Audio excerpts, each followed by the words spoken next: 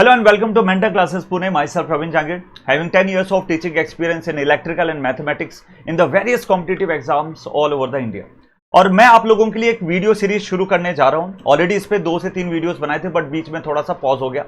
अब से daily basis पे आपको कुछ ना कुछ फ्री वीडियोस मिलेंगे और उसे आप अपने एंड सेम की प्रिपरेशन बहुत ही इजी तरीके से कर सकते हो। ओके सो और कुछ भी डाउट मान लो रह जाता है तो आप कमेंट सेक्शन में जरूर बता दें, तो मैं उसको भी क्लियर कर दिया करूंगा। Okay so we will start with the gamma function. Reduction already हो चुका है, तो एक्चुअली गामा फंक्शन होता क्या है और उसके बारे में हम यहां पे डिस्कस करेंगे। गामा फंक्शन एक बहुत ही बेसिक डेफिनेट इंटीग्रेशन है। सर क्या मतलब, समझ में नहीं आया। देखिए मान लो कि एक इंटीग्रेशन मैं आपके सामने रखता हूं x की पावर 2 एंड e की पावर -x dx, तो आप क्या बोलोगे? सर ये तो बड़ा सिंपल सा क्वेश्चन है, इसको तो मैं इंटीग्रेशन बाय पार्ट्स का यूज करके बड़ा सिंप्लीफाई कर सकता हूं, यस और नो। बट मान लो इफ वी टेक x की पावर 10 e की पावर -x dx, जब आप इंटीग्रेशन बाय पार्ट्स का यूज करोगे तो इसके जो नंबर ऑफ स्टेप्स है वो बढ़ जाते हैं।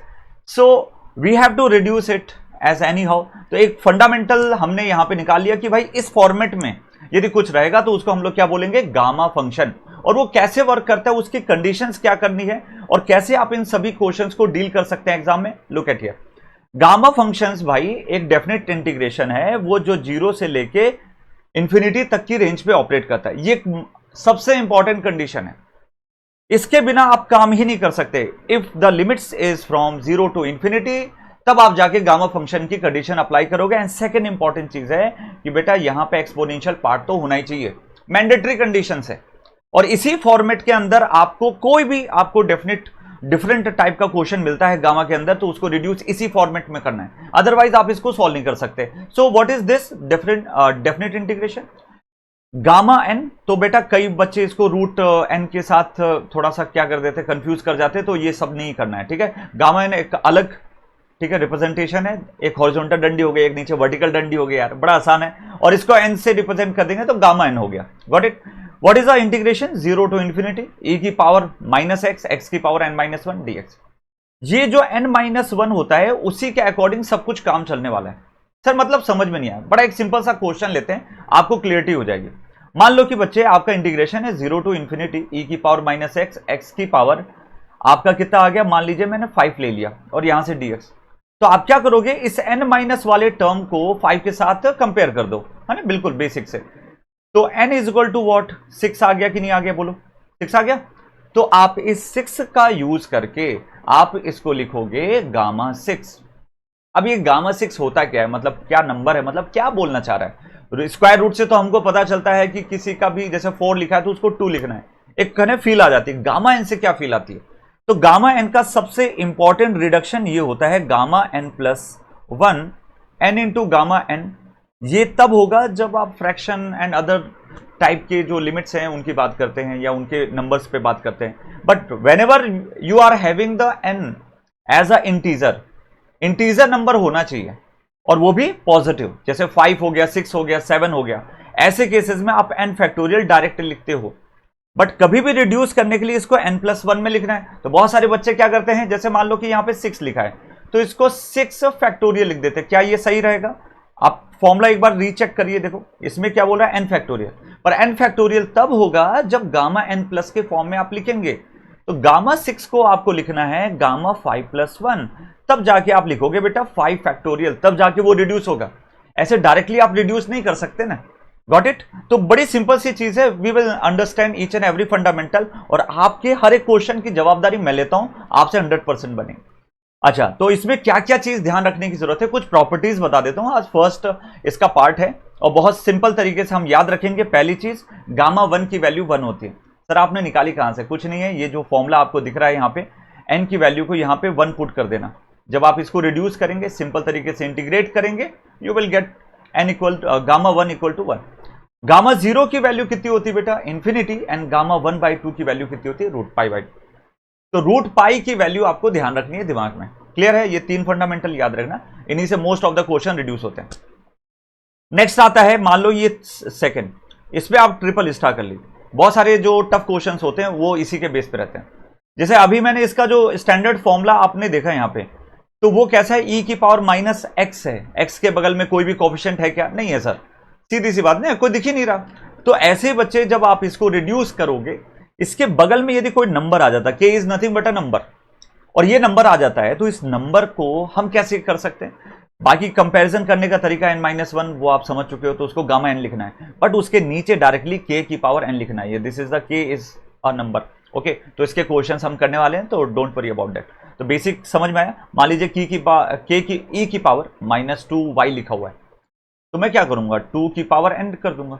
Got it? तो बड़ा बेसिक तरीके से कंपैरिजन आपको ध्यान रखना है, फॉर्मुलेज आपको ध्यान रखने, आपके हर एक फंडामेंटल क्लियर हो जाएंगे। So let's start with the one question. ये आपके क्वेश्चन यहां पे दिया हुआ है। चलो, तो हाउ टू रिड्यूस। तो फर्स्टली आप कोई भी क्वेश्चन गामा का करोगे, एक चीज आप दिमाग में डाल लो कि गामा एन का जो फॉर्मूला होता है वो होता है 0 टू इंफिनिटी e की पावर -x, x की पावर n-1 dx। ये आपको फॉर्मूला बिल्कुल स्टैंडर्ड आपको याद होना चाहिए, दैट्स इट। ये आपको याद है तो आपका कोई भी क्वेश्चन हो जाएगा। तो क्या एक्सपोनेंशियल के ऊपर x दिख रहा है या उसके अलावा कुछ चीज आपको दिखाई दे रही है? क्योंकि स्टैंडर्ड फॉर्मूला में e की पावर -x आता है, तो इसका सीधा सा मतलब है you are going to take root x as a t, है ना? तो just assume it and solve it. तो रूट x इक्वल टू आप कितना लोगे, t। तो इससे बेहतर ये रहेगा, let us assume x is equal to t square. सबसे काम खत्म, कोई भी टेंशन नहीं लेने की जरूरत है। ओके, तो root x equal to t या x equal to t square जब लोगे, so dx will be 2t dt। I hope it is clear. Now जब आप लिमिट लोगे, so limit is from 0 to infinity. Okay, so limit यदि आप change करोगे, क्योंकि डेफिनेट इंटीग्रेशन की बात हो रही है, तो आप देखोगे कि स्टार्टिंग में जो वेरिएबल्स दिए हुए थे वो x का वेरिएबल दिया हुआ था। तो x is from 0 to infinity. Got it? And second, यदि हम बात करें, मैंने इस बार t को यूज किया एज अ न्यू वेरिएबल, तो इसको चेंज करने के लिए मैं इस वाले फॉर्मूले के अंदर पुट अप कर दूंगा। तो x की जगह 0 रख दो तो 0 ही मिलेगा इंफिनिटी के अंदर, x की जगह इंफिनिटी रखोगे तो 2 की वैल्यू भी इंफिनिटी हो जाएगी। इसका मतलब है कि भाई आपका कुछ चेंज नहीं हुआ लिमिट के अंदर, पर हमेशा आपको चेक करना है। नेक्स्ट, e की पावर -√x, मतलब e की पावर कितना बन चुका है, -t, है ना? क्योंकि रूट के अंदर t स्क्वायर मतलब it is -t। Now come to this part, इस वाले को रिड्यूस करना है। इसका क्या मतलब है? इसका मतलब है x के ऊपर पावर 1/4 बन रहा है, तो x के ऊपर पावर 1/4 बन रहा है। Got it? तो मैं इस x को रिड्यूस कर दूंगा किससे, just you have to take t square here, खत्म, कोई दिक्कत नहीं sir. And now the dx will be replaced by the 2t dt। Simple, कोई दिक्कत नहीं। I is equal to, this is 0 to infinity e की पावर -t। इस 2 को बेटा कचरा है, कचरे को बाहर ले लो, कांस्टेंट है, कांस्टेंट को हम कचरा बोलेंगे, सीधी बात है। e की पावर -t और t की पावर कितना हो गया बेटा, 1/2 हो गया। बड़ा सिंपल सा है, and this is dt। I hope it is clear. आप यदि इसको कंपेयर करोगे, थोड़ा बहुत यदि आइडिया लगाओगे, तो आपको अंडरस्टूड हो गया होगा कि किस तरीके इसकी वैल्यू रखनी है। एंड बगल में एक t आपका और छूट गया, दैट इज दिस।